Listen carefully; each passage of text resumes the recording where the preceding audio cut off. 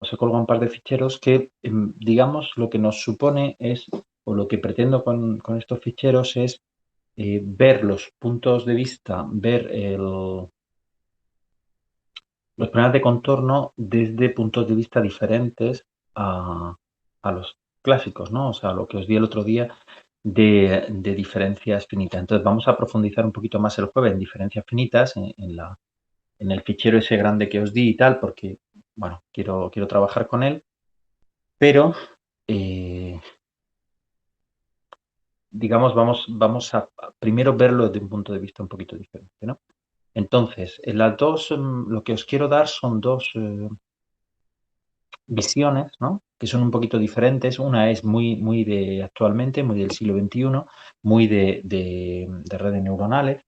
Y la otra es, digamos, una visión mucho más clásica, una visión de, bueno, de los años 60, ¿no? 1960, 1970 o por ahí, que es, bueno, pues una cosa relativamente moderna, pero bueno, ya clásica, ¿no? Entonces, vamos a ver. Lo primero bueno, lo primero que quería introducir en la clase, o una de las cosas, es el uso de redes neuronales, ¿no? ¿Por qué?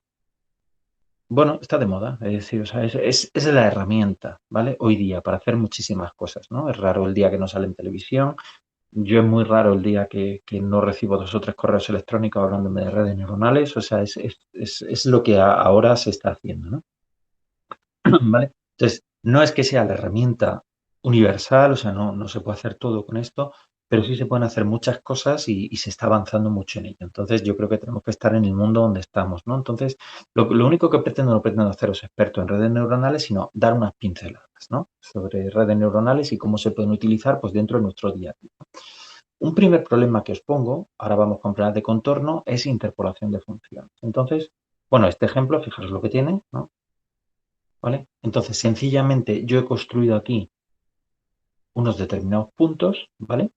Y, bueno, serían, pues, yo tengo aquí la X, la Y, ¿no? Pues le he dado los puntos del seno, ¿no? Correspondientes al seno con una determinada, bueno, lo que sea, ¿no? Entre 0 y 2pi, con una un determinado espaciamiento, el que sea, bien, pues ya está, ¿vale? Entonces, ¿lo puedo interpolar? Sí, ese problema se estudia en métodos numéricos, ¿no? El año pasado se puede hacer, pues, yo qué sé, pues, con muchas cosas, ¿no? Con spline, em, con problemas de Lagrange, como sea, ¿no? Entonces, yo lo he hecho aquí con una red neuronal, que básicamente es una red que aprende dónde están los puntos y rellena los huecos, esa es la idea. Entonces, la red neuronal es esto. Bueno, estos son em, las definiciones de la red, ¿no? O sea, es decir, todo lo que lleva la red. Como tal, la red es esto, ¿vale? Esto, ¿vale? Es decir, es algo relativamente fácil. Luego lleva unos cuantos parámetros, a veces se ponen, a veces no, etcétera. Y luego aquí está el dibujo, ¿vale? Entonces lo que sale, bueno, esta es la estructura de la red que estoy usando. Da igual que no sepáis nada de red, solo quiero que toméis contacto con lo que va de esto, ¿no? De lo que va de esto. Y entonces esta es la respuesta que se obtiene, ¿no? Y yo le he dejado que corra un poquito más el programa, entonces debería pararlo aquí, debería haberlo parado aquí, con lo cual la respuesta es absolutamente estupenda, ¿eh? O sea, quiero decir, es muy buena interpolación. Y esto es algo que yo le he dejado que corra el programa para ver qué hace, ¿no? Es decir, cuando yo cojo una red neuronal y la saco de su dominio de definición, de donde ella trabaja a gusto, a ver qué hace, ¿no? Entonces, pues hace esto, ¿no? Que es, bueno, un poquito bien, pero luego ya, pues falla, ¿no? Pero da igual, o sea, es decir, en principio yo debería haber parado aquí, ¿eh? O sea, entre aquí y aquí. Entonces, en principio, lo que ha hecho la red neuronal está bastante bien, ¿no? Lo que ha hecho la red neuronal es lo azul, ¿vale? Es que puede parecer que es poco, pero no, es mucho, rellena los huecos, ¿no? Entonces, bueno, está bien. Y el programa es muy sencillo. Entonces, esto no es más que una muestra, ¿no? De lo que puedo hacer. Entonces, ¿cómo podemos hacer esto en problemas de contorno, ¿no? En ecuaciones diferenciales? ¿Qué podemos hacer? Bueno, entonces lo que yo os propongo es calcular la solución de una función, o sea, de un problema de contorno menos uxx, ¿no? Esto es la segunda derivada igual a f y u0 en los extremos, ¿no? Pero donde yo no conozco la f, ¿no? Sino que yo lo único que sé es que de la f tengo unos determinados valores, ¿no? O sea, en fin. Es decir, sé que la f pasa por esos puntos, ¿no? Es decir, la no homogeneidad f no está definida explícitamente, sino que pasa por esos puntos. ¿Qué es lo que puedo hacer si yo quiero digamos, resolver mi problema de contorno, pero yo no tengo directamente la f, yo no tengo definida la f? No, entonces tengo que interpolarla de alguna manera. ¿Cómo la voy a interpolar? Por una red neuronal. ¿Qué es lo que he hecho? Definir mi red aquí. O sea, esta red es súper sencilla, ¿vale? O sea, esta red es mucho más sencilla que la otra. No hace falta grandes definiciones, no hacen falta parámetros, ya los toma él y sencillamente hay que ponerle aquí la parte de la X que quiere interpolar y la Y que quieres interpolar. O sea, esta es una red que está explícitamente diseñada para interpolación, ¿vale? Y funciona muy bien, con ciertos límites, pero funciona muy bien. Vale, lo que hago aquí es meter digamos, el programa que hicimos el otro día, ¿no? El programa que hemos estado trabajando, que os puse el otro día, y sencillamente cuando yo quiera, ¿vale? Ver el valor de la F, llamo a la net, ¿no? Que es esta, ¿vale? Bueno, se llama así, hay diferentes formas de llamarlo, ¿vale? Bueno, yo estoy más acostumbrado a usar sin, pero da igual, se le puede poner net paréntesis x1, net paréntesis x1 más 2, o lo que sea. Aquí también está hecho, ¿vale? Y ya está. Entonces, ¿qué es lo que hace la red? La red lo que hace mediante unas órdenes muy sencillas me rellena y ya está, nada más, ¿vale? Entonces, si hago eso, lo que obtengo aquí, miráis el programa y lo que obtengo aquí, esto es lo que os decía que quería ver en las prácticas el otro día, el viernes, ¿no? Esta es la no homogeneidad, la F, ¿no? Fijaros que los puntos que yo le he dado son este, y este, y esta red, ¿no? Esta red está preparada para rellenar, ¿vale? Y lo que me daba es la solución, ¿vale? Bien. Y está bien, o sea, es una solución aceptable, ¿vale? Es una solución aceptable. Podríamos entrar en teoría de errores con redes neuronales, etcétera, etcétera. No lo vamos a hacer, ¿eh? No lo vamos a hacer, pero sencillamente que veáis que las redes neuronales es una herramienta que uno tiene para su día a día, es decir, las redes neuronales no son únicamente cosas de, no sé, que esto que sale en las películas, ¿no? Que me rellenan no sé qué imágenes de no sé quién y me hacen tal efecto especial y tal, eso está muy bien, ¿vale? Pero hacen muchas más cosas, es decir, igual que me pueden rellenar una fotografía, me pueden rellenar una función, ¿no? Y entonces es algo que yo tengo, es una herramienta muy rápida, muy versátil y está bien, o sea, que es una herramienta muy actual. Es, digamos, ¿da la matemática otra respuesta? Sí, claro, por supuesto que da otra respuesta. O sea, no, esto no es lo único que se puede hacer, pero esto es algo además que se puede hacer, ¿vale? Muy bien, otros resultados que he puesto, digamos, otras no homogeneidades, pues aquí lo tenéis, esta no homogeneidad, y me ha dado esto, ¿vale? Fijaros que aquí las Fs que estoy poniendo son positivas, ¿vale? Y por eso me da, bueno, luego las curvaturas van cambiadas, ¿no? Me dan curvaturas negativas, me da. Pero bueno, en fin, eso es lo de menos, solo quería que lo vierais. Aquí, este está el cero, ¿no? Aquí está el cero, ¿no? Entonces esta parte es negativa, positiva, negativa, ¿no? De la F, y por tanto la curvatura de la función es lo mismo, pero al revés, ¿no? Porque va cambiado de signo. Pero bueno, si tengo esto, ¿vale? Me da aquí. Fijaros en que aquí parece que ya no es tan bueno, ¿vale? Que la aproximación no es tan buena. Bueno, el problema en redes neuronales es que el objetivo no es, digamos, el objetivo no es tener unos errores muy bajos, en principio. Se pueden conseguir errores muy bajos, pero en principio ese no es el objetivo, ¿vale? El objetivo es dar respuestas sensatas. El objetivo es dar la misma respuesta que daría una persona ante un problema, ¿no? Es decir, entonces, en, digamos, más o menos si tú tienes este punto y este punto, ¿qué diría, ¿no? ¿Qué diría tu cerebro, ¿no? ¿Cómo rellenaría tu cerebro? Pues rellenaría así, ¿no? Más o menos, ¿vale? Bueno, pues más o menos lo que vas a obtener es esto. Es decir, no, las redes neuronales no se construyen para, en principio, para tener errores muy bajos. Se pueden conseguir errores muy bajos. Pero digamos que, bueno, es una red con una orden, le da una orden, y lo que ha hecho ha sido rellenarme, bueno, como ha querido, los puntos y obtener una solución del problema de contorno de una manera razonable, ¿vale? O sea, ha hecho algo razonable, algo que haría cualquier persona, ¿vale? No es una teoría hecha para minimizar errores en principio, ¿vale? Bueno, solamente quería que lo vierais. Por último, también que quería que lo vierais, y lo vamos a aplicar esto a ecuaciones diferenciales, en alguno de los trabajos fin de grado, lo vamos a aplicar a ecuaciones diferenciales, pero bueno, casi mejor que veáis lo que hace al final y veréis. Este es un programa un poquito más trabajado, no es tan largo como parece, porque tiene muchos comentarios, ¿eh? No es tan largo como parece. Y entonces lo que he hecho con esta red ha sido que le he enseñado, estos son mis datos,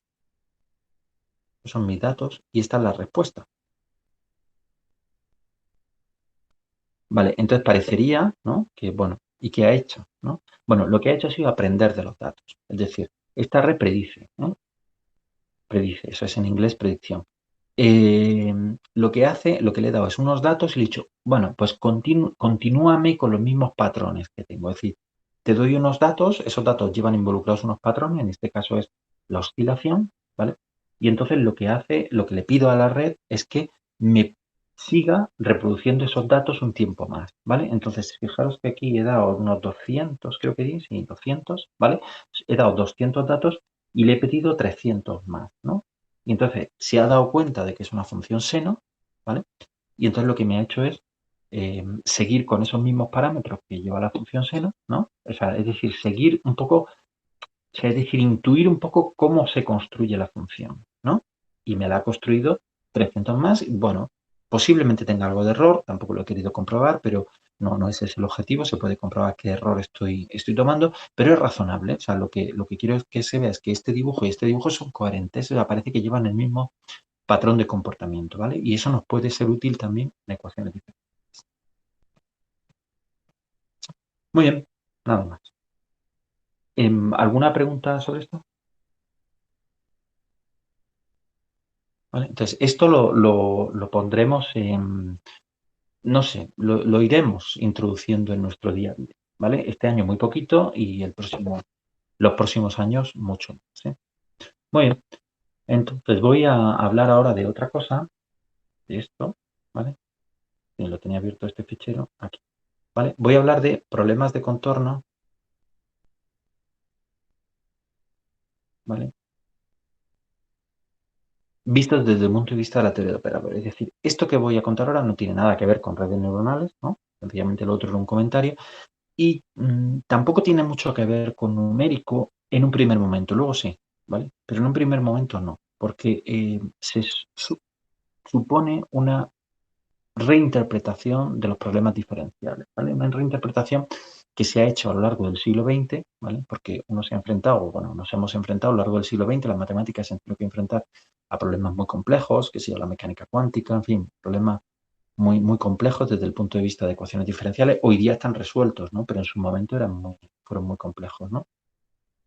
Eso ya pasó desde el siglo XIX. Eran problemas que se arrastraban desde el siglo XIX, entonces son problemas que se han resuelto durante el siglo XX, ¿no? Entonces, esto se puso muy de moda, ¿no? La teoría de operadores se puso muy de moda en los años 60, 70, una cosa así. Cuando yo empecé a estudiar, que fue en los años 80, ¿no? Cuando yo entré a la universidad, fue a finales de los 80, esto estaba en pleno auge, ¿no? En pleno auge en España. Siempre un poco, bueno, pues por desgracia a veces las cosas llegan aquí con 10, 15 años de retraso respecto de otros sitios, ¿no? Entonces, bueno, quizá el auge en otros países se vivió en los años 60, nosotros lo vivimos en los años 80, ¿no?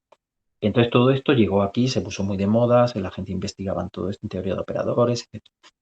Hoy día, bueno, se sigue investigando mucho, pero no es lo único, no es el tema estrella, ¿eh? Hace unos años sí que era un tema estrella, ¿vale? Hoy día quizás está un poco superado, ¿vale? Pero bueno, está bien, ¿vale? Está bien saberlo y además se puede sacar mucho de este punto de vista, ¿no? Entonces, sencillamente me voy a poner en otro punto de vista. Puede parecer que esto no tiene aplicaciones, tiene unas aplicaciones brutales, me refiero en el numérico. Eso ya lo vais a ver, ¿eh? Os he dejado unos ejercicios para que cambie uno un poco el punto de vista. O sea que ahora mismo me voy a hacer preguntas un poco, si queréis, casi filosóficas, ¿no? Pero no es el objetivo entrar en filosofías, ¿eh? O sea, el objetivo es desarrollar herramientas prácticas, ¿vale? Herramientas muy prácticas. Muy bien, pero claro, para eso tengo que cambiar mi punto de vista, ¿no? Entonces, y para cambiar mi punto de vista voy a empezar a hacerme preguntas, ¿no? Entonces, la primera pregunta que me puedo hacer, ¿qué es una derivada? ¿Vale? ¿Por qué? Porque estoy trabajando con problemas que involucren derivadas, ¿no?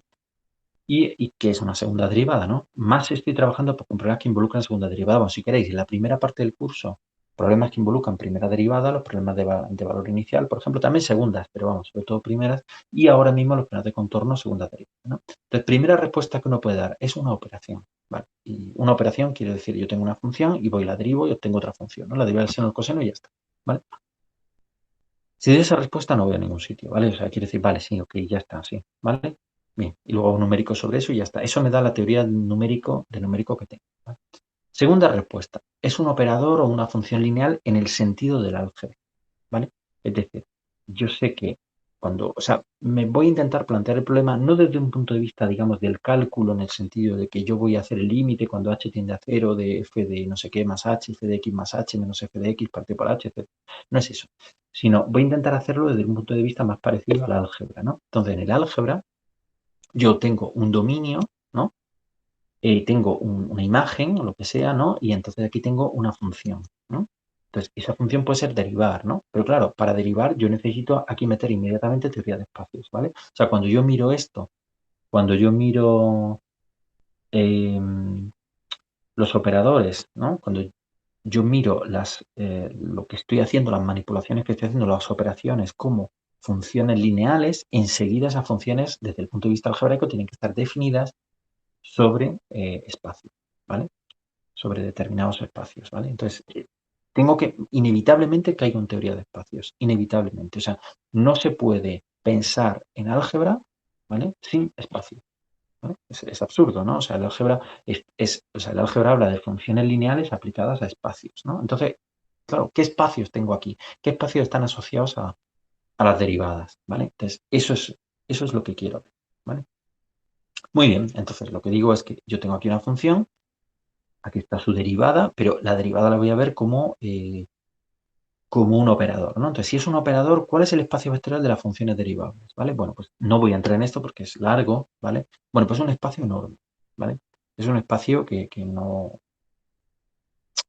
compensa estudiar, ¿vale? O sea, tiene muy malas propiedades, en fin, etcétera. No hay una base, no, etcétera. Bueno, es un espacio, hay demasiadas funciones ahí, es decir, el espacio de las funciones es demasiado complejo, ¿vale? No voy a entrar en esto, pero es un espacio enorme, o sea, enorme es dimensión infinita, pero un infinito inabarcable, ¿vale? O sea, no tiene buenas propiedades, ¿vale? Se puede trabajar con ello, de vez en cuando se trabaja, pero tienes que estar preparado a tener muchos problemas, ¿eh? Muchos, muchos, ¿eh? Entonces, no es un buen momento, ¿vale? Entonces, voy a ir más bien a segundas derivadas, ¿vale? Entonces voy a tomar un espacio 1, aquí una segunda derivada, ¿no? Como derivar dos veces un espacio 2. ¿Qué espacio sería? Bueno, yo en principio voy a tomar f suficientemente regulares. No solamente hay que tomar espacios, hay que tomar métricas, ¿eh? Entonces, esto se complica bastante, ¿vale? Entonces no voy a entrar en eso porque ya nos llevaría a una teoría de operadores diferenciales y eso se supone que es otra asignatura, eso lo veis en otra asignatura, pero sí que tengáis un poquito de idea, ¿eh?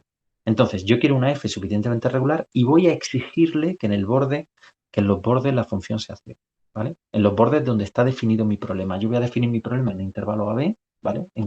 Donde están definidas mis funciones y ahí voy a derivar. O sea, no voy a derivar funciones ala, sino funciones definidas en el intervalo y además le voy a exigir que sean cero en ese intervalo, ¿vale? Eso no da pérdida de regularidad, aunque parezca que puede pérdida de generalidad. Aunque parezca que estoy cortando mucho mi problema, en absoluto, ¿eh? Y además garantizo que es un espacio vectorial, porque si yo dejo el borde sin cuidado, voy a tener problemas, ¿eh? O sea, si yo no cuido qué es lo que pasa en el borde, voy a tener problemas. Al ponerle cero, en cuanto yo tenga dos funciones que en el borde sean cero, la suma también es cero, ¿no? O sea que es una manera muy elegante, si queréis, de quitarme problemas, ¿eh?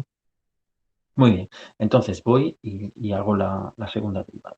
El problema de contorno lo que supone, como os decía el otro día, es ir hacia atrás, ¿vale? Entonces tengo que definir bien un entorno de trabajo para poder ir hacia adelante y luego hacia atrás. Muy bien. Vale, preguntas, ¿en qué espacio estoy trabajando? Es decir, ¿y esto qué es? O sea, ¿qué espacio es suficientemente regular en el borde es cero y lo puedo derivar, ¿no? Y segundo, ¿qué propiedades tiene la segunda derivada visto como operador, ¿no? Bueno, eso me lleva a la teoría de espacios de Hilbert, insisto. No voy a entrar ahí porque es una teoría compleja, eso me llevaría varios meses entrar, ¿eh? Es una teoría muy bonita, ¿no? Pero bueno. Entonces, los espacios de Hilbert, o sea, es decir, el espacio en el que al final caigo, es un espacio de dimensión, lo primero, infinita, ¿vale? Es un espacio de dimensión infinita. Entonces, eh, bien, es infinito, pero es un infinito light. O sea, no es un gran infinito. Infinito sabéis que hay muchos, ¿no? La teoría de los infinitos, que es innumerable, no numerable, etc. Es un infinito, pero numerable, ¿no? Lo pongo aquí. Un infinito numerable. Y en ese sentido, además, tiene muchas propiedades parecidas a Rn. De hecho, casi todas las propiedades son parecidas a Rn. Entonces, podemos decir que un espacio de Hilbert es como una especie de R infinito, ¿vale? En fin, no voy a entrar mucho en esto, pero digamos que el espacio de Hilbert es el menos feo, el menos dificultoso de los espacios en dimensión infinita, ¿eh? Es aquel con el que se puede trabajar con cierta comodidad. Si yo me voy a un espacio más complejo que un espacio de Hilbert, voy a tener problemas todo el tiempo, ¿eh? Muy bien, toda la teoría, la física se desarrolla dentro de espacios de Hilbert, toda la ingeniería, etcétera, o sea, todas las aplicaciones razonables toda la matemática aplicada se suele desarrollar en espacio de Hilbert, ¿eh? Hay muy poca matemática aplicada que se desarrolle fuera de espacio de Hilbert, por no decir ninguna, ¿eh? Prácticamente ninguna, ¿vale? Muy bien. Entonces la pregunta es, vale, ok, pero sí, pero ¿qué dimensión tiene el espacio? Vale, ya sabemos que yo tengo funciones regulares, etcétera y tal, pero ¿cómo puedo yo saber en qué dimensión me estoy moviendo, ¿no? Muy bien, supongamos que estuviéramos en álgebra, supongamos que estuviéramos en un problema algebraico. Entonces tengo un problema de dimensión con un espacio de dimensión desconocida. Vale, no tengo ese espacio y llego a otro de dimensión desconocida. Estos dos espacios van a ser el mismo, ¿vale? En teoría funcional, pero tampoco voy a demostrarlo. Y tengo una matriz A que es la que me conecta a esos dos espacios, ¿no? La función que va de un espacio a otro, ¿no? Entonces, ¿cómo puedo saber la dimensión del espacio dominio este sin conocerlo explícitamente, ¿no? Muy bien, pues la dimensión, o sea, si no hay degeneraciones, la dimensión va a coincidir con el número de autovalores de A. Es decir, voy a intentar.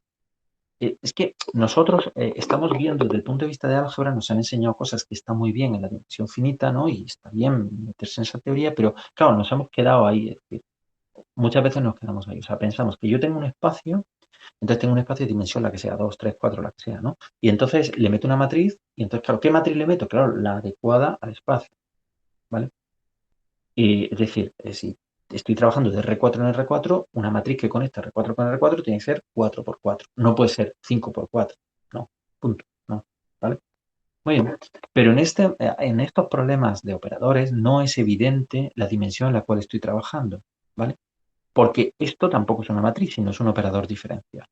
Entonces, ¿qué es lo que tengo que hacer para intentar escarbar un poco y ver en dónde estoy realmente trabajando? Pues lo que tengo que hacer es intentar diagonalizar mi matriz. Si yo soy capaz de diagonalizar mi matriz y no hay degeneración, suponiendo que no hay degeneración, entonces el número de autovalores de mi matriz va a ser, lo pensáis, es algo que quizá no habéis pensado nunca, pero el número de autovalores de mi matriz va a ser equivalente o va a ser el mismo que la dimensión del espacio donde me estoy moviendo, ¿vale? Entonces, eso es lo que voy a hacer en mi problema. O sea, yo tengo un problema diferencial y entonces lo que voy a hacer es intentar diagonalizar el operador.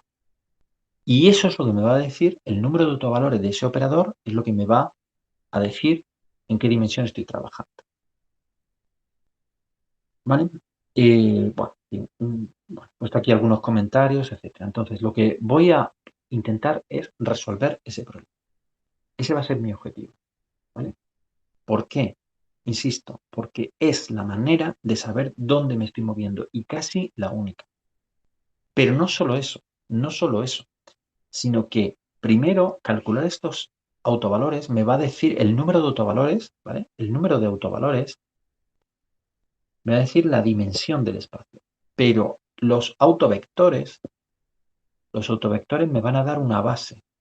Es decir, diagonalizar este problema tiene muchos premios, tiene muchas cosas interesantes. Me va a decir en qué dimensión estoy, pero además me va a dar una base. Eso también pasa en RN. Si yo tengo una matriz no degenerada, una matriz cuadrada no degenerada, ¿vale? Y tengo diferentes, por ejemplo, si es de dimensión 4, ¿no? 4 por 4, si tengo 4 autovalores, ¿vale? Y los 4 autovalores son diferentes y reales, vamos a suponer, entonces cada autovalor va a tener un autovector asociado y esos 4 autovectores van a ser linealmente independientes y eso me va a dar una base de mi espacio. Luego, nosotros estamos acostumbrados a mirar el espacio y luego diagonalizar las matrices, pero en dimensión infinita es al revés. Tenemos que tener los operadores y en función de los operadores diagonalizamos los operadores y eso me va a permitir construir el espacio. ¿Vale? O sea, es una visión completamente diferente. ¿Vale?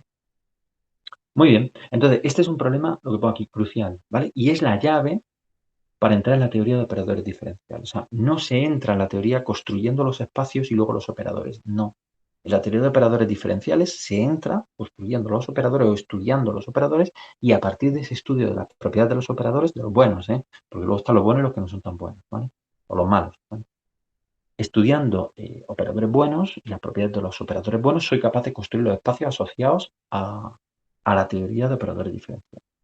¿Vale? O sea, es una forma, es decir, la dimensión infinita, los operadores diferenciales se estudian de manera diferente a cómo se estudia la álgebra. ¿Por qué cuento todo esto? Porque lo que estamos estudiando se puede mirar desde un punto de vista de teoría de operadores. Que es, los problemas de contorno son problemas de operadores. También los problemas de valor inicial. El problema es que los problemas de valor inicial tienen malas propiedades desde el punto de vista de operadores diferenciales. Por eso no no se estudian, es que son muy malos, ¿vale? Un problema de valor inicial no se puede interpretar de manera razonable o de manera, no me da ventajas mirarlo desde el punto de vista de teoría de operadores, pero los problemas de contorno me dan muchas ventajas, ¿vale? Entonces, bueno, al final, ¿qué tengo que hacer? Resolver algo tal que así. He puesto valores concretos, 0 y pi, para que, bueno, pues para poder hacer las cuentas rápidamente y no, ¿vale? Entonces, bueno, las soluciones de este problema, ¿vale? Son de esta forma. ¿Vale? Lo podéis mirar, o sea, es fácil. Bueno, si no, pues me creéis y ya está, da igual. Pero las soluciones son siempre de esta forma, ¿eh? De este problema. ¿Vale? Entonces, si yo ajusto constantes y tal, sustituyo y tal, entonces al final lo que llevo es a esto. ¿Vale? Y esto tiene que ser para todo x en un intervalo. ¿De acuerdo? Es decir, que no me vale, bueno, en este caso en el intervalo 0 pi, o sea, lo que sea, no me vale que, o sea, esto en principio tiene que no ser nula la constante, porque si la constante fuera nula, que la constante que le he metido en mi solución, se acabó el problema, ¿no? La solución 0 y ya está, eso no va a ningún sitio, pero no me vale que esto sea 0, que el seno sea 0 en unos determinados valores, no, porque este problema está definido para todo x en un intervalo. Entonces, eso me fuerza a que esto tiene que ser 0. Entonces, el problema de autovalores al final me ha llevado a que lambda tiene que ser igual a m cuadrado con m igual 1, 2, 3 hasta infinito. O sea, todos los naturales. ¿De acuerdo? M igual a 0 no vale porque me lleva O igual a 0. M igual a 0 es lo mismo que C igual a 0. No me vale. ¿De acuerdo? Muy bien. Entonces, este problema, mirado como problema de contorno, tiene los autovalores lambda igual a m cuadrado, ¿vale? Con m en los números naturales, pero además tiene esto, que son los autovectores. ¿Qué me lleva a eso? Pues efectivamente, acabo de, digamos, construir asociado a mi problema es derivar dos veces, ¿vale? No es resolver esto, ¿eh? O sea, mi problema es derivar dos veces, y cualquier problema asociado a derivar dos veces y tener los bordes nulos, ¿eh? Si yo, ¿vale? Si yo me fijo en ese problema, lo que tengo es que los autovalores asociados a ese problema o a ese operador derivar dos veces son m cuadrado con m desde 1 hasta infinito. Pero además, esos son los autovalores y los autovectores son esto. Por tanto, ese espacio se genera como sumas infinitas de este tipo de cosas. O sea, cualquier función dos veces derivable la puedo obtener como suma infinita de seno. ¿Vale? Eso es lo que se llaman desarrollos de Fourier. Luego llega uno y dice, bueno, ojo, pero ¿qué significa que una función sea derivable? Y si entramos en qué significa que una función sea derivable, depende. Depende del sentido que le quiera dar. Entonces se le pueden dar varios sentidos. Entonces existen derivadas fuertes, derivadas débiles, derivadas en muchos sentidos. No voy a entrar en eso tampoco. Es teoría de operadores. O sea, es complejo, hay que cambiar un poco el chip. Pero bueno, es lo que digo. Tengo este operador y al final tengo autovalores, infinito autovalores y la dimensión infinita, pero además yo ya conozco una base, esa dimensión infinita. ¿Vale? Muy bien. Eh, bueno, es un poco la misma idea, ¿no? Es un poco la misma. Vale. Entonces, la pregunta es, ¿cómo aproximamos una matriz de dimensión infinita? Porque ahora yo estoy haciendo una aproximación numérica, ¿no? ¿Cómo aproximo? Entonces, voy a mi problema de contorno, ya no es el problema diferencial, o sea, el problema de autovalores que he hecho es un problema diferencial, pero no es el problema de autovalores anterior. El problema de autovalores anterior es el que me da la llave para saber dónde estoy trabajando, ¿vale? Pero yo ahora quiero trabajar con este problema, no con el anterior. O sea, yo no quiero diagonalizar eh, la segunda derivada. Ya lo he hecho, se supone, ¿no? Pero ahora quiero resolver esto, ¿vale? Entonces, ¿qué es lo que va a pasar? Pues vamos a insistir un poquito esto el próximo día porque quiero generalizarlo un poquito y de hecho voy a dejar ahora problemas.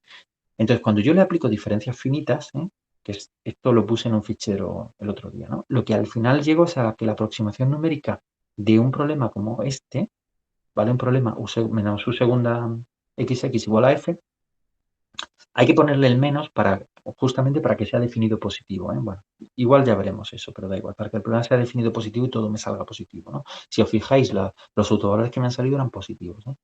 Eso también es interesante. Bueno, entonces al final me sale esto.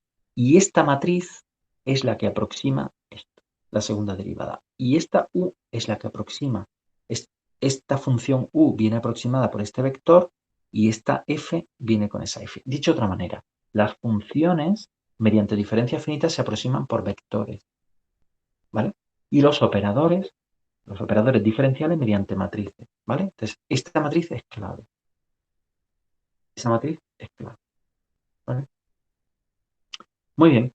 Expresado de forma más gráfica, ¿no? O sea, lo pongo aquí, ¿no? O sea, es decir, o sea, bueno, pues, una captura que he hecho de lo que puse el otro día y volveremos, ¿eh? O sea, volveremos sobre esto los jueves. Tengo esto y al final llego aquí, ¿vale? Mediante la aproximación numérica.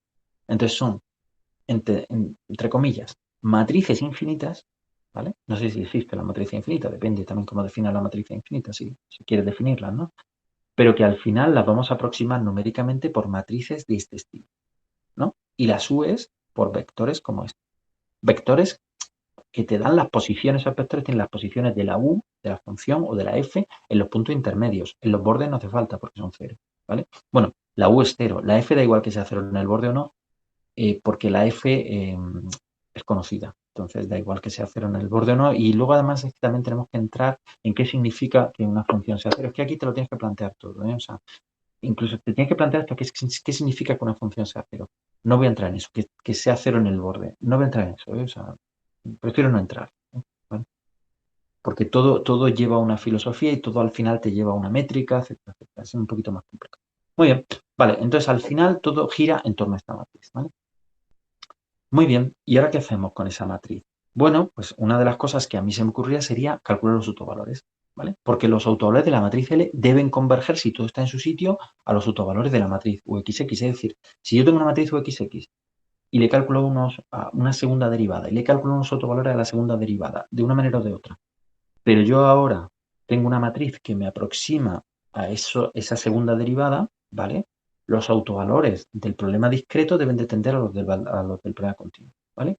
Bueno, entonces, por aquí el próximo día hay una práctica evaluable, pero una de las preguntas de esa práctica va a ir por aquí, ¿vale? Pues hablaré de eso el jueves, pero va a ir por aquí, es decir, de ver cómo se juntan o cómo se aproximan los autovalores de un problema discreto y un problema continuo, ¿vale? Muy bien, bueno, lo miráis aquí y ya están los comentarios que hay. Vale. Si yo tuviera cualquier otro problema, ¿vale? Esto es un problema de contorno, el que sea, no necesariamente, aquí tengo una segunda deriva, ¿vale? La filosofía de la aproximación numérica, y ahora es cuando ya entramos en lo interesante, ¿vale? Sobre esto voy a volver el próximo día en la práctica, ¿vale? Voy a hacer cuentas prácticas, ¿vale? Pero lo que quería hoy es mostraros, aparte de las redes, mostraros cómo tiene uno que pensar, cuál es la vía de pensamiento. Entonces, la vía de pensamiento es que cada operador tiene que llevar asociado una matriz, cada operador que me aparezca en mi problema de contorno. Yo tengo un problema de contorno y eso es crucial aquí. Tiene que tener 2 puntos, ¿vale? Y tiene que valer 0 en el borde, eso es crucial. Si no valiera 0 en el borde, hago un cambio de variable y me lo hago 0 en el borde. Si no, mal asunto, ¿vale? Pero eso siempre se puede hacer. También había cómo hacer esos cambios de variable y tal, eso corresponde a otra asignatura, pero os puse unas pequeñas anotaciones en otro fichero que subí el otro día. Pero bueno, en cualquier caso, yo tengo mi problema de contorno, que básicamente es este, ¿vale? Este que está aquí. Entonces digo, ¿qué veo ahí? ¿Vale? Pues lo que veo es una segunda derivada, vale, por un menos, ¿no? Vale, pues eso me va a llevar a una determinada matriz. ¿Qué veo luego? Una primera derivada, pues eso me va a llevar a otra matriz. ¿Qué veo luego? Luego veo una U. ¿A qué me va a llevar eso? A la matriz de identidad. Perdón, aquí. A la matriz de identidad. ¿Por qué? Porque U es nada, U. O sea, U es lo mismo de entrada que salida. Luego, entonces, al final, mi problema de contorno, mi problema diferencial, se va a traducir en una serie de matrices, ¿vale? Que me van a reflejar el comportamiento de cada uno de los sumandos que yo tenga en mi problema de contorno, siempre que sea un problema de contorno lineal, ¿vale? Si fuera no lineal, entonces todo esto estalla, obviamente, aunque se puede linealizar, ¿eh? Aunque se puede linealizar, ¿vale? Y bueno, luego la F, pues, ¿vale? Entonces, esto es lo que vamos a perseguir el jueves y un poquito en la clase del viernes, ¿vale? O en la práctica del viernes, ¿vale? Entonces, ahora ya sí que, aunque no hayas entendido lo demás o no demasiado profundo porque es complicado, sí que la filosofía tiene que quedar clara. En un problema de contorno tenemos que ir buscando cómo cada operador diferencial tiene asociado una matriz. Y hay que buscar esa matriz discreta, ¿vale? La matriz discreta. Cuando yo discretizo, llega una matriz, esa matriz tiene que aproximarme bien al operador, ¿vale? Lo que íbamos buscando en problema de valor inicial son formas de construir sucesiones que aproximen a las soluciones, ¿vale? No había operadores en ningún momento. ¿Por qué? ¿Puedo construir esos operadores? Sí, en problema de valor inicial se pueden construir, pero tienen unas propiedades tan horrorosas que eso ni converge ni... O sea, eso es horroroso. O sea, ir por ahí no lleva a ningún sitio. Pero por aquí sí. ¿Vale? Estamos en dimensión infinita en ambos casos, tanto en problemas de valor inicial como en problemas de contorno, se puede mirar como operadores diferenciales, pero los espacios sobre los cuales trabajo en problemas de valor inicial no me permiten llegar a conclusiones razonables, en problemas de contorno sí. ¿Vale? Y eso es lo que vamos a aprovechar y por eso, para hacer la aproximación numérica, y por eso aparecen las matrices L, D, I, ¿vale? Muy bien. Digo aquí, por tanto, la aproximación numérica por diferencias finitas de problemas de contorno se convierte en una búsqueda de matrices que aproximan a las operaciones o a los operadores involucrados. Esto es muy importante, porque cambia la filosofía total respecto de problemas de valor inicial. Hay que buscar matrices, no hay que buscar algoritmos, hay que buscar matrices. ¿Vale? Si yo quiero una aproximación más exacta, aunque puedo meter más puntos, ¿no? Pero si quiero un método mejor que de diferencia finita, lo que tendría que hacer es buscar otras matrices. Punto, pelota. Es decir, o sea, si quiero construirme runjacutas o yo qué sé, digamos, hombre, una cosa que siempre puedo hacer es meter más puntos, ¿vale? En mi esquema numérico, punto. Entonces eso siempre funciona y siempre... Pero si llega un momento que no quiero meter más puntos por el motivo que sea, entonces lo que tendría que hacer es digamos, ir a otros métodos, métodos más eficientes, ¿no? Métodos de error más bajo, ¿no? ¿Eso qué significa? Ir a otra matriz, ¿vale? ¿Compensa? No, normalmente no, ¿vale? Normalmente no se hace. Lo que se tiende es en diferencias finitas porque construir matrices significa meterte en otras estructuras diferentes, etcétera. Entonces, normalmente no se hace. Normalmente lo que se hace es, en problemas de contorno, se usa el método de diferencias finitas y si tú quieres más precisión, metes más valor, ¿vale? Por supuesto que teoría de errores, etcétera, y bueno, lo podría poner, pero es un poco lío, O sea, lo de los errores en problemas de contorno es un poco lío, entonces, bueno, se puede mirar, tengo por ahí algunos ficheros, pero no merece la pena meterse, ¿vale? No es como la otra teoría, o sea, no es como digamos, la teoría de problema de valor inicial, que mirando el error, ¿no? Mirando si digamos, el método es consistente o no y tal, pues entonces yo puedo sacar métodos mejores. No, aquí no, es decir, o sea, aquí tú lo que puedes, o sea, la aproximación que tú haces, el estudio de los errores no te ayuda a construir mejores métodos, ¿eh? No. Lo que te ayuda es el enfoque matricial. Eso sí te ayuda a conseguir mejores métodos, ¿eh? Pero bueno, es largo. Entonces, uno no suele hacerlo, ¿eh? De hecho, muy escasa vez, no sé si lo he visto alguna vez en mi vida, yo creo que alguna vez he visto unas diferencias finitas que usen matrices diferentes a las estándar, las que vamos a usar nosotros, quizá alguna vez, en alguna charla o lo que sea, alguna vez he visto algo, pero digamos es una cosa rarísima, ¿eh? Es una cosa muy extraña, no suele hacerlo la gente. Muy bien, entonces ahora os pongo problemas, ¿vale? Y los problemas es que me vayáis a los esquemas numéricos, es decir, estos problemas los vamos a trabajar, yo sugiero que los miráis de aquí al jueves, entonces los vamos a trabajar y cojo este esquema numérico, ¿no? ¿Qué esquema matricial me da? Eso es lo que quiero. ¿Y qué matrices son las involucradas? Ahora, meto esto. ¿Qué esquema matricial tengo? ¿Vale? Fijaros que aquí lo que hay es una segunda derivada y una U. Y aquí tengo la matriz esta L que hemos sacado antes, aquí va a ser L más 1. ¿De acuerdo? Aquí, ¿qué tengo? Pues tengo una segunda derivada y luego una primera derivada. Entonces, esta primera derivada va a tener una matriz asociada. Vamos a calcular. ¿Vale? Y aquí todas. ¿Vale? O sea, aquí es la segunda derivada, la primera y la identidad, ¿vale? Y luego, además, vamos a calcular esto, que es qué pasa cuando yo le empiezo a meter coeficientes aquí a los operadores diferenciales. Entonces, eso se refleja en las matrices que tengo, ¿vale? Conviene que estos coeficientes no se anulen, ¿vale? Porque si esos coeficientes se anulan, voy a tener problemas, sobre todo si se anula el de la máxima derivada, ¿vale? O sea, si yo tuviera un problema con segunda derivada y con primera derivada y anulo el coeficiente de la primera derivada, no pasa nada. Pero si anulo el de la segunda, tengo un problema, ¿eh? Tengo un problema. Entonces, fijaros que no se anula nunca, ¿vale? No me hagáis lo de pasar de aquí dividiendo, porque eso es una solución que funciona solamente aquí. Pero en cuanto yo le meta más valores, diferentes coeficientes, etcétera, eso no. Entonces, no. Lo que quiero es ver cómo son las matrices que me generan este problema, cómo es el problema matricial, ¿vale? Que me genera las diferencias finitas, ¿vale? Entonces, siempre lo que quiero es, la filosofía es siempre numéricamente ir buscando matrices, porque En el problema original, mirado como operadores diferenciales, lo que tengo son matrices infinitos, infinito por infinito si queréis, o matrices de dimensión infinita. Entonces lo que quiero es traérmelas al espacio finito, ¿vale? Y eso me va a llevar a matrices, ¿vale? A usar matrices, ¿vale? ¿Qué matrices? Eso es lo que vamos a construir. Y vamos a aprender a intentar intuir qué matrices son las que me están, por las que estoy trabajando todo el rato, ¿vale? O sea, es una filosofía completamente diferente a problemas de probabilidad, ¿vale?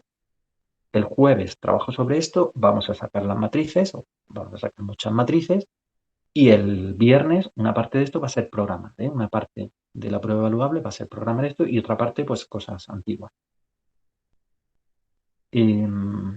¿Alguna pregunta?